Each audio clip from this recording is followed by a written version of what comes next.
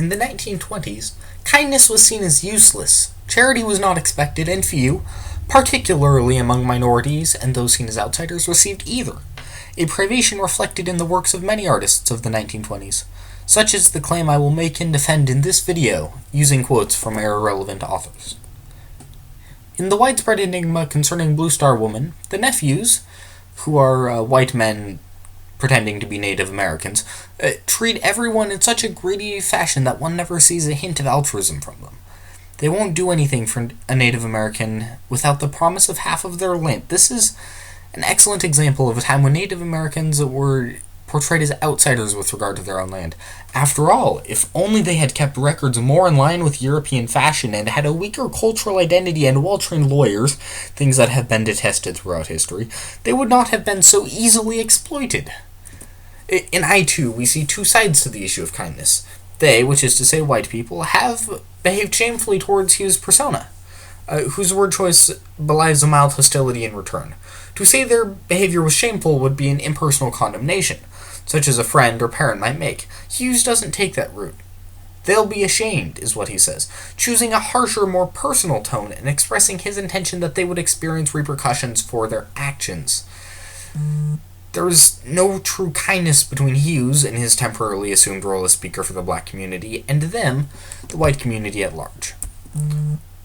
In what might be Langston Hughes' most relevant work, Let America Be America Again, we encounter two more minorities that we have not seen elsewhere: poor white people and immigrants. According to this poem, poor white people were manipulated and ignored by those with money, a neglect comparable to most sorts of emotional abuse. The other group, immigrants, were disappointed to find that the USA, land of dreams, was just as ruthless and dominated by power struggles as anywhere else. In Mother to Son, Hughes provides another stirring character who found little kindness in life, comparing hers to the biblical image of a stairway to heaven, except instead of a crystal staircase of wealth and light leading up to the stars, it was badly kept, as you might expect to find in a decrepit house. Life for me ain't been no crystal stair. It's had tacks in it, and splinters, and boards torn up, and places with no carpet on the floor. This image is all the more powerful because it is framed as an emotional and societal forecast for the next generation of African Americans, overcast and devoid of kindness with intermittent showers. The poem Oriflamme, by Jessie Redmond Faucett, pictures a woman, presumably Sojourner Truth's mother, as reft of her children, lonely, anguished. To separate a mother from her children might be the most unkind personal act in existence. This serves as a reminder that the harshness of the 20s did not begin in that decade, but had been around in some form for a long time. This void of kindness insulating others from the rest of the world is present in numerous places in The Great Gatsby. And this insinuation happens in both directions. It is what preyed on Gatsby, what foul dust floated in the wake of his dreams, that temporarily closed out my interest in the abortive sorrows and short-winded elations of men. The dust here is an allusion to Gatsby's quote-unquote friends, who tried to take advantage of him for the majority of the book, and abandoned him at his funeral. When Gatsby died and the friends refused to attend the funeral if they couldn't be getting free stuff out of it, so too died Nick's ability to enjoy the pursuit of his or anyone's dreams, a sort of second-hand unkindness of colossal proportions that is never directly acknowledged in the book. Although Gatsby was undoubtedly the kindest character in the novel, everyone else took advantage of his kindness, absorbing it like foul dust might dry up a well. After admitting to setting in place the events that led up to Gatsby's death, Tom remarks coldly, "That fellow had it coming," which is quite an unkind thing to say of the dead. The silent end of the phrase, as I hear it, is, "That fellow had it coming for being rich without looking down on everyone else like I do."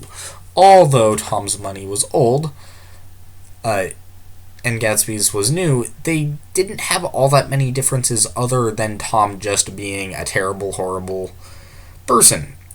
Gatsby saw his money as a means to the end of acquiring the love of a married woman who he dated briefly several years prior, but he was kind to those around him.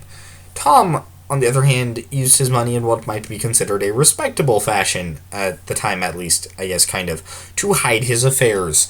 And also to give Myrtle money so she could buy stuff, because it would make her happy and by extension him happy. So he was directly buying happiness, whereas Tom was attempting to purchase love, which is something that is frowned on more in our society. To conclude, the 1920s were quite depressive. Their most enduring literary hero, at least in my eyes, was perhaps only the hero of his story because he was generous to those around him, and because he pursued and objectified his love interest as he clashed with an antagonist, Tom, who was even more unlikable than himself. The